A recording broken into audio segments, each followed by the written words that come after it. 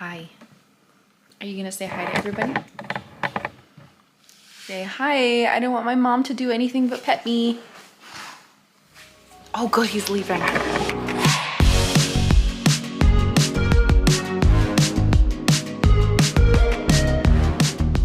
Hi everybody, welcome back to my channel. My name is April and today we're going to do a tag video. Yes, this is the I'm a Parent book tag video, and Autumn from Nose in a Book tagged me in this quite a while ago actually. So I'm a little late, but better late than never, I guess, right? So, and I have time today, so I'm gonna do a tag video today. And well, let's just get right into the questions. So the first question is, how many kids do you have and how old are they? I have 2 children. And my son is 8 and my daughter is 10. So school-age children for me. I really love the ages that they're at right now because they have a lot of independence and they're gaining more every day, and they ask less and less of me every day, and I quite enjoy that. I feel like I'm getting my time back, you know? So yeah, I have 2 kids, and then I also have 2 fur babies. I don't know if that matters or not, but they're around here somewhere. I have a cat and a dog. Question number 2 was, were you a reader before you had children? No, no, I wasn't ever a reader, honestly. I remember reading a few books in like high school and obviously, you know, all throughout elementary school and everything like that, but nothing really specific. And I used to get headaches a lot when I read because I would read way too fast and my eyes just didn't work that fast. So I honestly hated reading. I hated reading. And then of course, like during college, all you read is boring books. So you really just don't feel like reading then either. And yeah, I definitely was well into my 30s when I started reading, and I already had children by that point. Question number 3 is, if no, which I was a no, how was it that parenthood sparked your reading? So I don't know that parenthood actually sparked my reading. I just remember spending a lot of time on my phone. Like, it was on my phone way too much, and then I work all day on the computer, and then I was on my phone all day at night. And my husband one day was just like, oh, why don't you get a different hobby? And not in a mean way. Not in a mean way at all. He was just like, was noticing that I was like constantly zoned into my phone all the time. And one day we were walking around Target and I saw this book right here, and it was called Spelled. And I was like, I like Wizard of Oz, so let's check this out. And it was actually really good. So, you know, I bought another book, and then another book led to another book, and pretty soon I was hooked. I was hooked on reading. So that's kind of where my reading journey really started, is that I just needed a different hobby. I needed my eyes to get off the screen and do something else. Now, I don't know that reading a book is helpful for my eyes because it certainly makes them tired, but whatever, it was different, okay? It was different. Question number 4 is, what are the best tips on how to make more time to read as a parent? I don't know that you would want to follow my tips, because my tips would be quiet time for your children. Like, get them to do a quiet activity. If they're real young, have them take a nap. Have them do something that doesn't require you.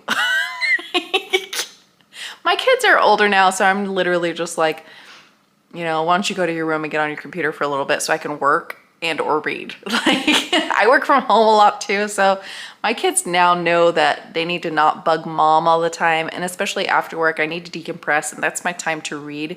So I really just fit reading into where I can.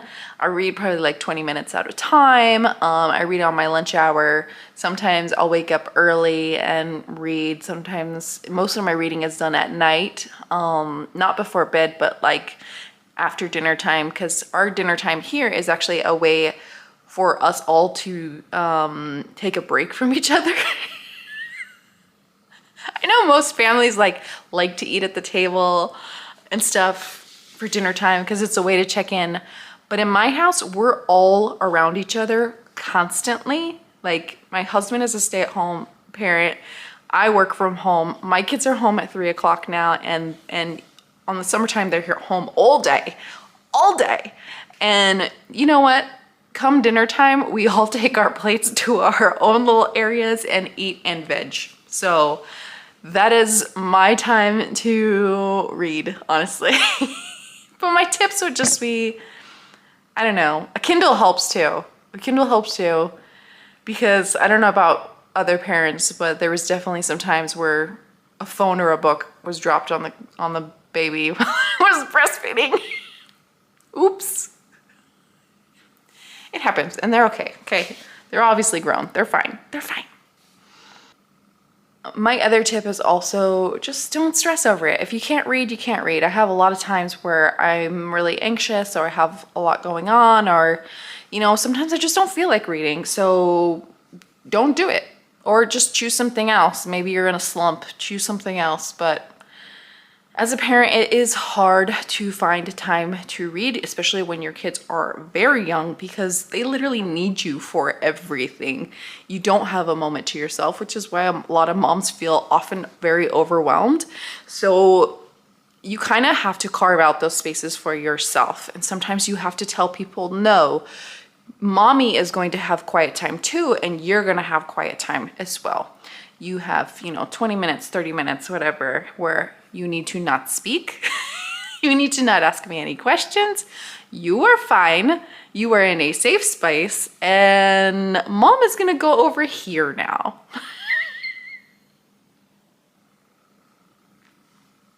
Sometimes you got to do what you got to do, okay? Question number 5 is, do your kids enjoy reading, and what are their favorite books? My kids do enjoy reading.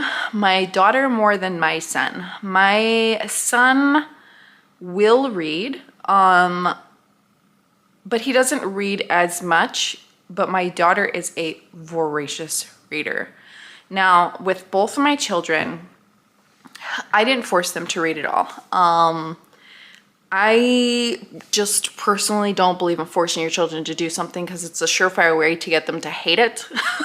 So I more so lead by example of something that I want them to do. So if I want my kids to clean their room every day, I clean my room every day and go, look, everything's all nice and tidy. Why don't you help mom do that? And, if I want them to read, I have them, see me reading, and then I go, hey, mom's gonna go read. Do you want to join in? And if they say yes, that's great. And if they say no, no big whoop. My kids will find their own path, and that might not be reading, and that's okay. But when my son does read, the books he likes to read are the Press Start series. We are a big video game household, so this one's a little bit video game-esque.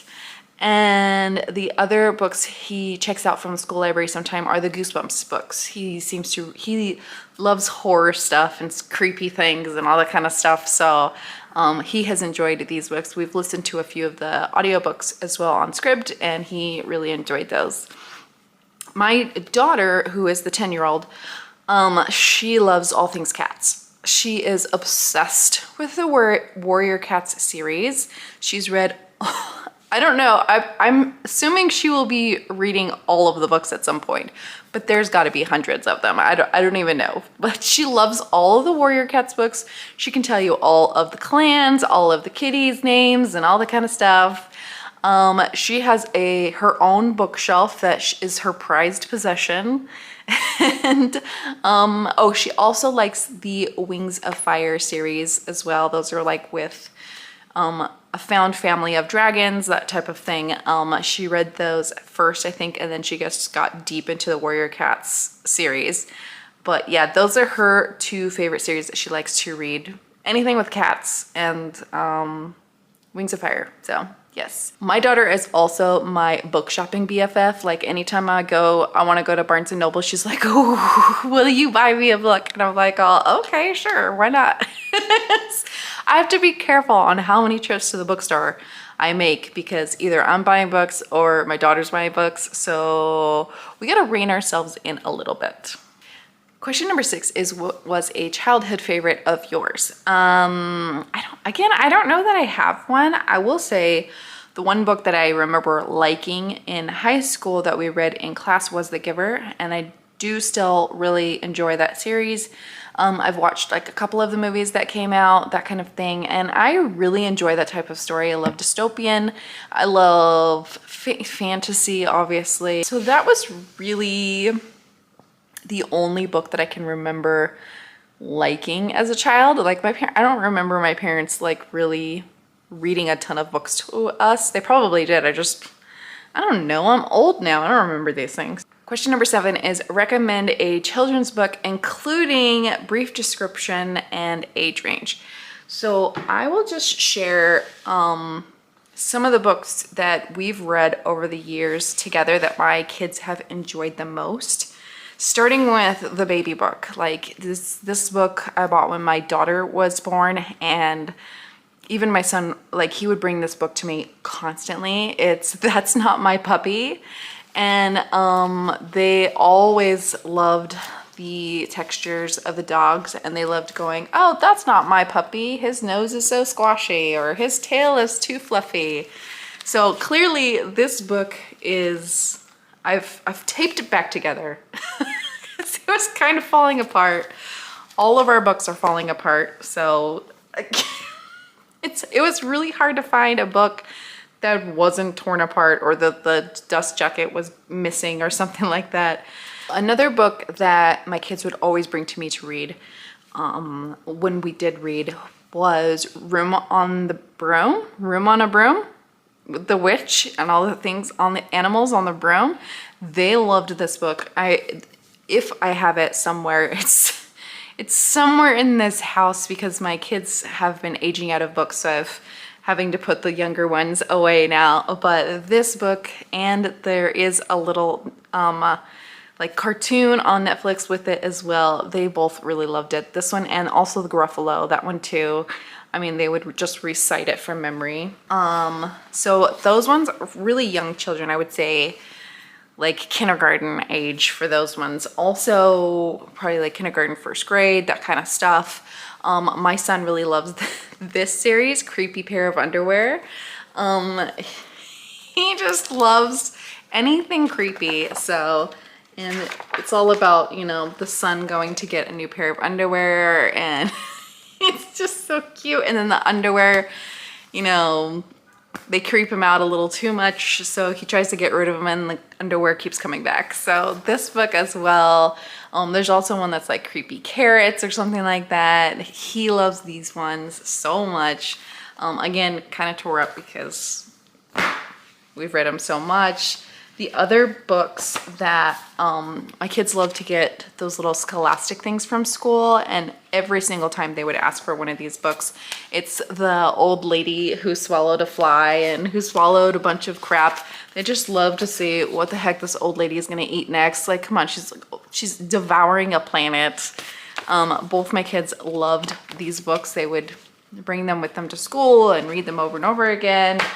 They're real, I don't know what age range these are, but I think it's like first or second grade. The sentences are real easy to read. So, and most of them you can find for like $1. Like now when my daughter started getting older and really into cat books, obviously all the books that I told you she reads earlier would also be recommendations, but this is another series, the Catwad books. I highly recommend graphic novels for kids, especially if they're trying to get into more chapter books. It's kind of like helps them move from picture books to chapter books because they're definitely a lot longer. But my daughter also really liked the Catwad series. She was always laughing to these, and I have no idea what they're about. No idea what they're about. But here's another one. I mean, my kids just love creepy stuff, so